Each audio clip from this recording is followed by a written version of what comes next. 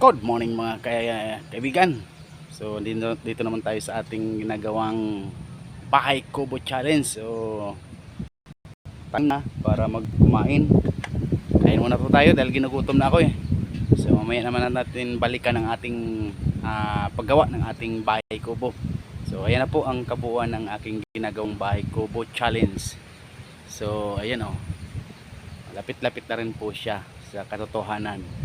Kunting kimbot na lang. So maganda na po dito. Pag nandito po kasi ako kumbaga less stress, talagang pawi yung ating pagod, nawawala yung stress sa ating buhay kasi masarap yung hangin. Sarap ang hangin dito. Tulad ngayon, medyo malakas-lakas ang hangin. Siguro por dahil daw may low pressure. Pero hayaan natin yan, basta tayo gumagawa, sana hindi naman siya daanan ng anumang unos kasi hindi pa tapos. O kahit tapos na, sana hindi naman.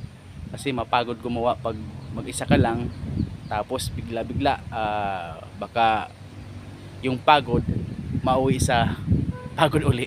So sana hindi naman. So yun lang kaibigan.